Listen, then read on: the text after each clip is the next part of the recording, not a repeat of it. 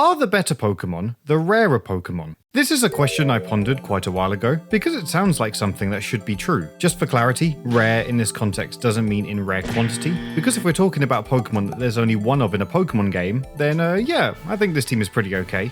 Who invited this offender though? No, rare in the case of the question refers to hard to find. The Pokemon only found at low encounter rates in barely if any locations in the region. Because surely, you wouldn't make a Pokemon nigh on impossible to find, only for it to be pretty bad against much more common encounters.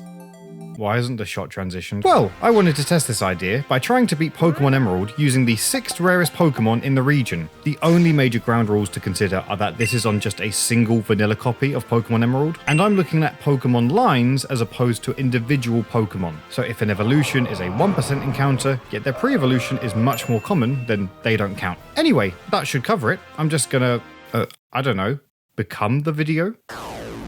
Now thankfully, one of the slippery 6 in this game is obtainable before beating Roxanne, so the second we get it, Trico's going in the bin. There are actually quite a few rare Pokemon you can run into from Route 101 all the way to Rust Turf Tunnel. In fact, unless I've crunched the numbers incorrectly, the 7th and 8th rarest Pokemon are obtainable in this section too. However, while 2 just slipped through my fingers, 1 did manage to make the cut, and that prime Pokemon is Skitty. Yeah, so that's the first Pokemon. At a 2% encounter rate in Route 116, it's a pretty stealthy cat, despite having a head twice the size of its body, which probably explains why I managed to find it in only 14 encounters, well below the odds.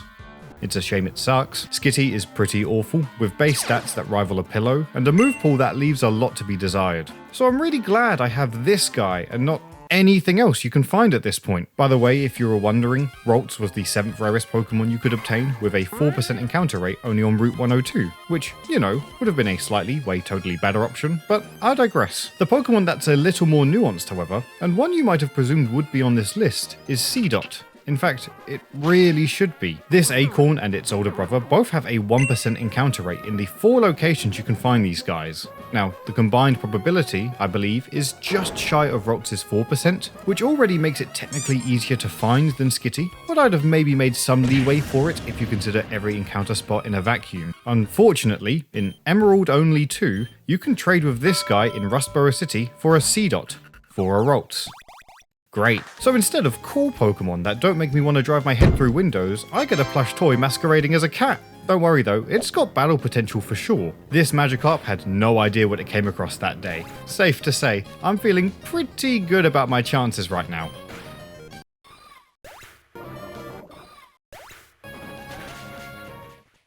That one was on me, to be fair. Yeah, Skitty doesn't really do the whole winning thing that well, meaning that we're already on the back foot, made even worse as a normal type that has to come face to face with the first gym leader being a rock-type specialist in Roxanne.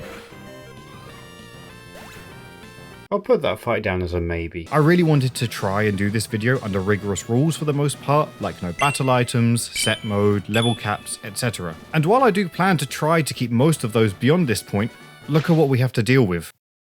At the very least, for the first gym, things have to be a bit more liquid in what we can do. Because even with this level advantage, Skitty still isn't even able to beat Roxanne's first Geodude. Ultimately, after a tedious grind of too many Whismers that my cat wants to even think about, I had brute forced it to level 27, where it learns Feint Attack. This mercifully makes the first gym leader of the game beatable with a 12 level gap.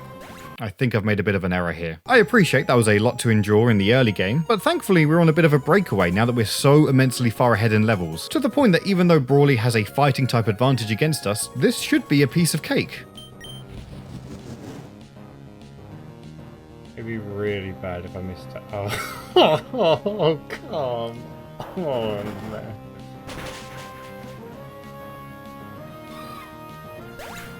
Wow. Look, I'm not going to pretend that I couldn't win, but after seeing my cat get destroyed in front of my eyes at nearly double the level of Meditite, that was Arceus telling me to get a new teammate. And fortunately we can, as team member number 2 is only a stone's throw away in the route north of Slateport. What's even better though, is that we can actually get a sweet and underrated encounter to finally give our team a bit of an edge. Not Electrike, unfortunately, nor whatever this strange Pokemon I forget the name of either, though it's certainly neither of these Pikachu knockoffs.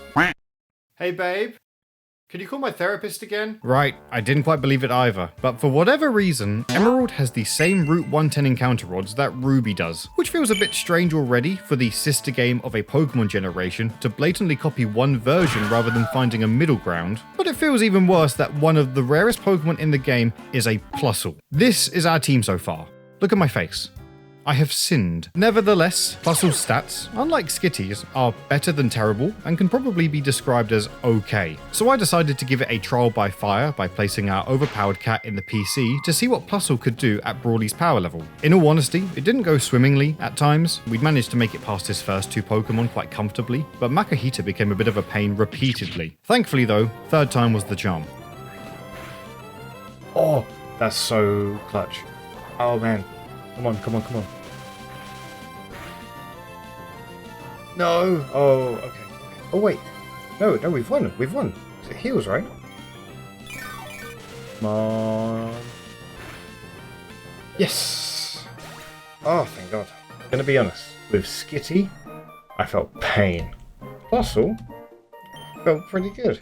All things considered, and perhaps it was just from the painful grind that was Skitty, Plusle actually started to feel quite good at this point. Electric is quite a strong type in Hoenn, meaning that we ran through the pair of Team Aqua's simps like it was nothing. The same could be said for May as well, as despite her outnumbering Plusle 3-1, we didn't really break a sweat with just our reject mascot.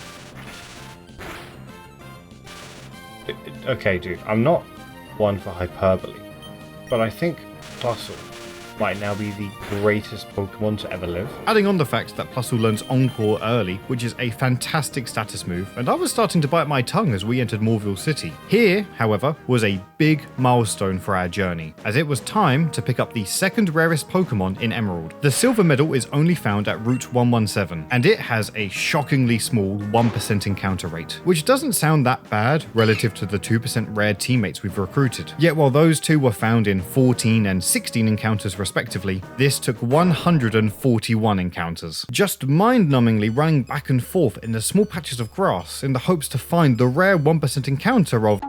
No, not you, C-Dot. Of course, this area happens to have two 1 in 100 Pokemon where you can only use one of them, but why would you want a cool Grass-Dark 3-stage evolution that could round out the team nicely when I can get a Volbeat instead? Look man, what do I even say here? Oh, wait, I know. Imagine your Pokemon journey usually by the time that you meet Watson. He's probably expecting a trainer with a starter, maybe a Linoone, maybe a bird or bug, or perhaps some other cool and easy to find Pokemon. Now look at this team. Imagine seeing a Pokemon trainer at this point in the game with this team. Then imagine the odds of encountering all of these Pokemon combined. This is a hate crime. I think we can maybe answer the question I was wondering already at this point. So while I go and clear some steam and grind up some levels, I've spent real world money for an actual celebrity to cameo in this video, and now is probably the perfect time for them to come in. Hey guys, it's me, Ash Ketchum. I've been on such a big Pokemon adventure recently, but I've just stopped by on this video to let you know how much it would mean to me, Ash Ketchum, if you like and subscribe to my best friend Luca. He's a really great guy. He makes the best videos I've ever seen, and if you just showed him some support, then that would make me and Pikachu and it would make me and Pikachu really happy if you were to like and subscribe. I broke the animation at this point, my bad. Hey, thanks bud. Anyway, I've definitely calmed down now. Wait, I just remembered I have a Volbeat on the team.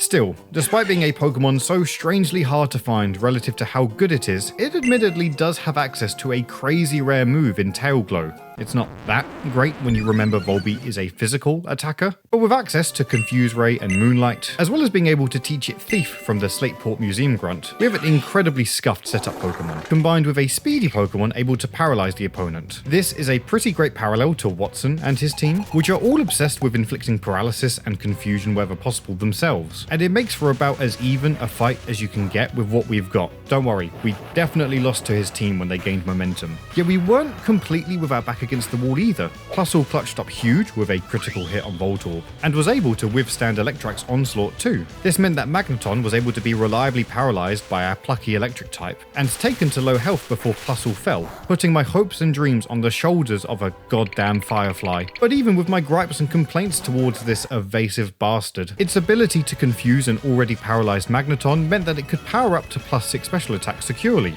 which, you know, still only barely tickles Magneton, but inexplicably, Volbeat stole victory from the jaws of defeat by clutching a 2 versus 1 against Watson's remaining team. I'm not convinced that these guys are making the football team, but they're giving it a good college try. The win over Watson now opens up the game even further, and that means we can get teammate number 4, who is found in the fiery path split between Route 112. Now, here's a fun question for you guys. Which of these Pokemon that you can encounter here do you think is the rarest Pokemon in the fiery path?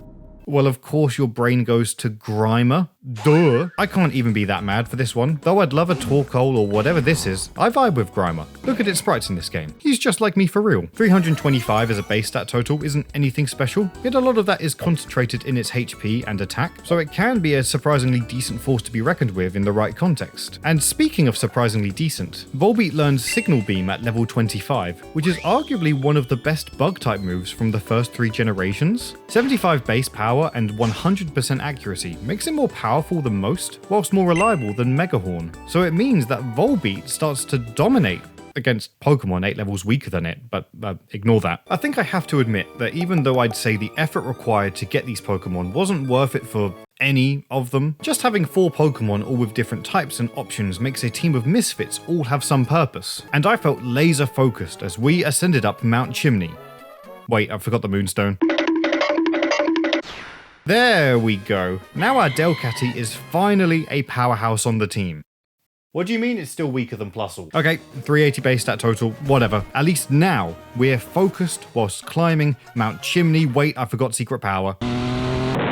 Just a general tip, if you're ever doing a Nuzlocke in Gen 3, you can get secret power TMs in Slateport after obtaining it in Route 112, and 70 base power moves with the chance for a secondary effect is just a really solid attack. So everyone on the team got one for the road. Admittedly, I wasn't quite with it when I was recording this part, if you couldn't tell, but once I finally got prepared, it made for a fairly straightforward mid-game adventure in Pokémon Emerald. Plusle, in spite of my initial reservations, actually just comes in clutch with its speed and special attack against Maxi, and we can throw the rest of the team at whatever remains to eke by a win. Sometimes that doesn't necessarily happen straight away. In the case of Flannery, who's a bit of a monster in Emerald with Sunny Day and Overheat, she puts the team through the ringer repeatedly, although she never felt insurmountable either. Delcatty can finally do something decent now with Stab Secret Power, along with a risky Sing to put opponents away for a few turns, meaning it somehow overcomes Camerupt. So by the time Torkoal hits the field, though it's not a great time for the expendable teammates, it's a victory well earned. The same goes with our dad too. Once we get past this confusing piece of shit, Delcatty can charm Slacking to immediately neuter its offense. Even worse for Norman, Volbeat naturally learns Protect by level up. So while it takes us twice around the sun to get through it, our Volbeat managed to beat a Pokemon with legendary stats.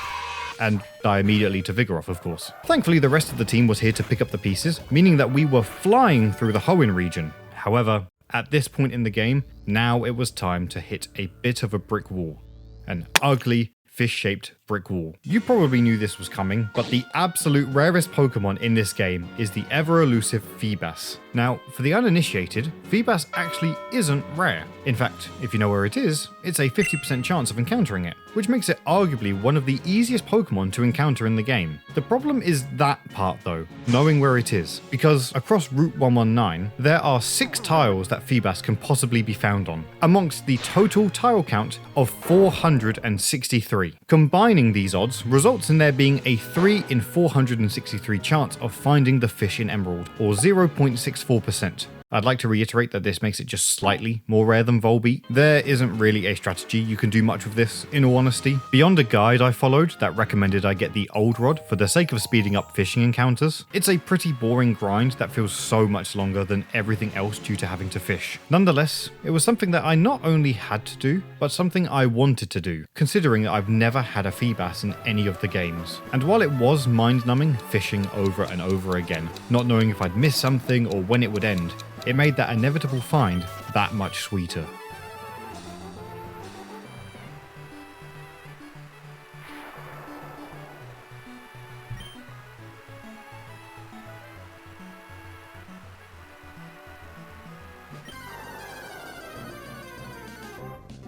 Oh, oh, thank God. Oh, thank. Oh, fucking hell. Sorry, I shouldn't swear. It's so. Oh, Jesus Christ. Oh my God.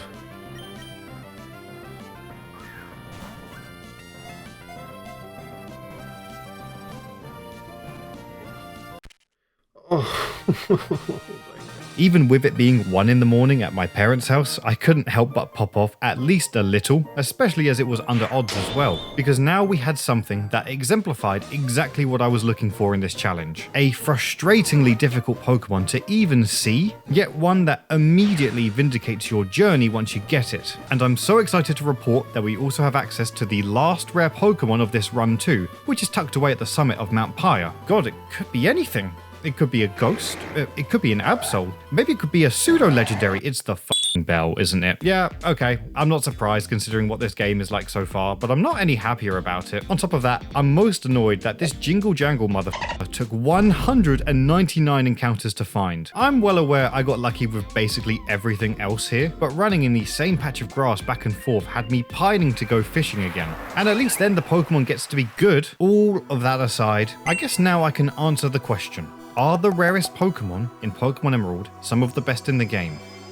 What do you think? You could absolutely assemble a much better team in this game with some of the most ubiquitous Pokemon in the region, not even including the starter you're gifted from the off, which could theoretically beat the game by itself. Ignoring the obvious for the moment, there's 4 pretty bad Pokemon if you're being completely honest, along with 1 decent guy.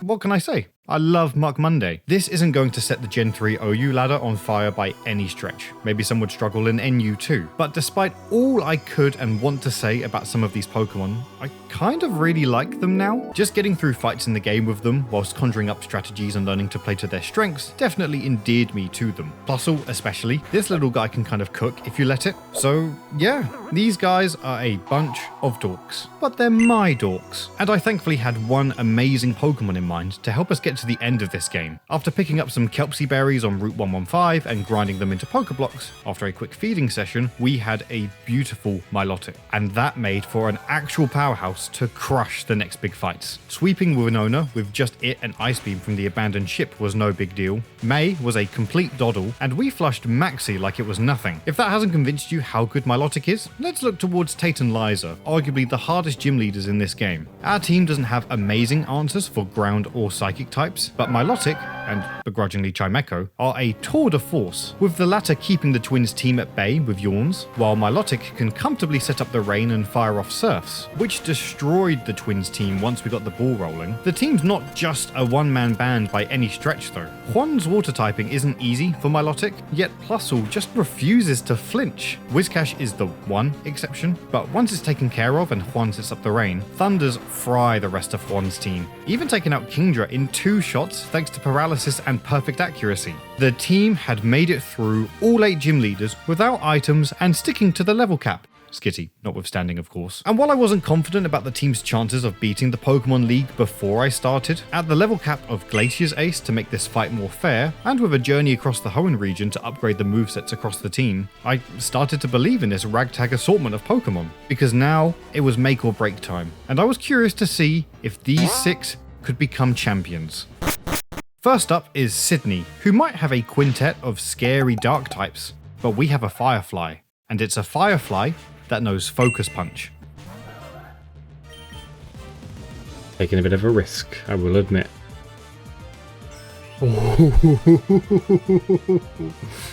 Oh man. Come on. That's got to. Yeah, that's so... That is sick. Oh, do I outspeed you too? Oh my goodness. Am I going to watch Volbeat sweep the league?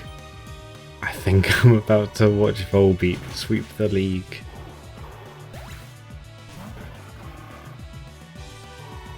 I don't think this kills immediately. No, that's fine. Oh, I could have focus punched and everything. Oh my god, Volbeat has just swept the first member of the Elite Four, pretty much single-handedly.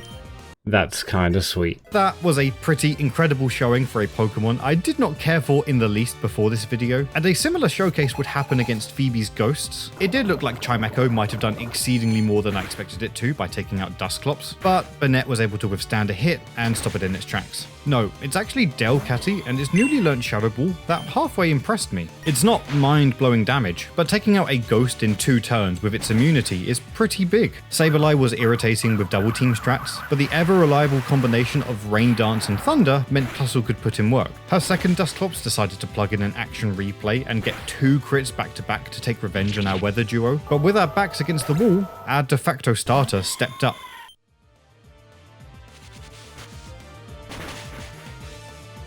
Oh, okay. Come on, no freeze. Nice, nice. Come on Delcatty. Nice, nice, nice, nice. Yeah, I can just go for this. It's fine.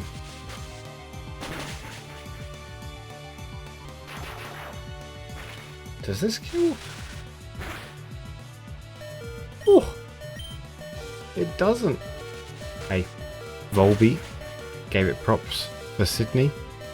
Gotta give Delcatty props for Phoebe. Now the level advantage was starting to balance out as we stepped up to Glacier, but we still had a decent strategy in mind, except for the start. I just kind of wanted to be annoying with Volbeat for a few turns. But by the time it fell after taking out Celio, we could start relying on the big guns. Milotic's Surfs washed up her pair of Glalie in short order, and against Glacier's aquatic offerings, we just had Plusle over-deliver as it always has with Thunderbolt. It felt weird to finish such a strong fight so conclusively with a Pikachu clone. Yep, here we are. And last in the Elite Four is Drake, and any Dragon Master is scary enough as is.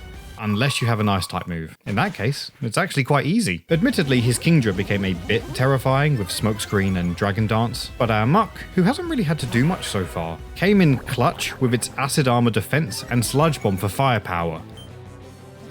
Come on, come on.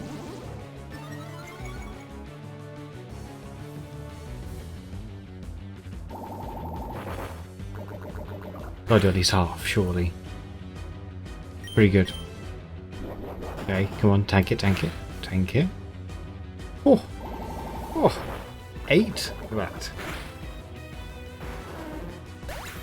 The rest of Drake's team can't even drink water colder than room temperature, and in a pretty dominant fashion, we had just swept 4 of the top trainers pretty handily. Even in some more muted cases like Chimecho setting up Toxic or Muck countering Kingdra, everyone on the team contributed in one way or another, but everyone would need to be on their best, as the last thing that lies before them is the champion of the Hoenn region, Wallace. His lead Wailord is an absolute tank, whilst I may have overestimated the abilities of Delcatty and super effective Thunderbolts. Water Spout cripples our cat, and we're only able to bring it below half health before Wallace draws first blood. Nonetheless, we stay vigilant with Plusle and retaliate in kind with a Thunderbolt. 5v5. Gyarados is second, who would be an idyllic matchup, if not for the fact I know it wants to Earthquake. We do have a Levitating Bell to avoid the attack, as well as land a Yawn to send Gyarados to sleep, but it's not able to stop a Dragon Dance boosted Hyper Beam from eviscerating our Chimecho, though luckily it laid the ground perfectly for Plusle to shock the sleeping giant. 4v4. Whiscash is next, who we can all agree is the best Pokemon of all time, obviously. Though unfortunately, in this run, it's a nightmare for me with its typing. So we have to go to Volbeat to resist another seismic attack. And though we do keep it at bay somewhat with Confuse Ray, as well as hitting Signal Beams to bring it low, it's not enough to stop Surfs from putting out the flame on our Firefly. I'm praying that Milotic is able to get the kill, but it's just short. And then Whiscash, the GOAT, throws us a lifeline by going with Hyper Beam, meaning that Wallace can't heal the following turn. 3v3. Ludicolo is fourth, and it's quite a scary prospect with its double team and Leech Seed to dance on opponents. But Ludicolo didn't check the date. It's Friday, the 13th of June, aka Muck Monday, and it can only evade a single Sludge Bomb before crashing out, giving us the upper hand. Although Tentacruel is fifth, and with Muck not having an answer, as well as Plusle needing a safe switch, we have to let the hero of our team go down in a blaze of glory by setting up the rain and getting a critical Surf in. And from here on out, I'll leave it to me at the time of the battle. This is not looking great. Plusle? Plusle, buddy, I need you to outspeed. Oh, thank God. Okay, okay. This is good. This is real good. Okay. Okay. Here's Milotic. Oh, he's got Marble Scale. I don't want to set that off.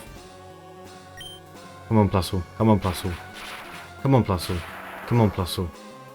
Come on. Come on, come on, come on. Ah.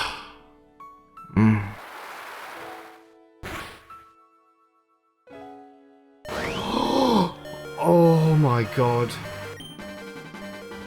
Come on, come on, come on. High roll. High roll. Come on. Come on, come on. Oh man, it was so close. Oh, the crit. BM. Right, come on, Muck. It's 1 versus 1. Come on. Oh man. Right. I really don't want it to be poisoned this turn. Do not get poisoned. Do not get poisoned. Okay. Right. Please. Please. Right. How much does this do? Oh, I need this to kill. I need this to kill. Oh! Oh my God. That is... Oh, I'm done. Oh, thank God. Oh... Oh my God. In spite of everything going against us, most of that just being our Pokemon, we'd somehow made the Hall of Fame with the rarest Pokemon in Pokémon Emerald. Did I think these guys would do that? No, but I'm thankful they did, and I'm thankful you watched it happen. Anyway, be sure to do the thing that the cameo that I paid for said, because he really wants that. I still don't know how to end videos.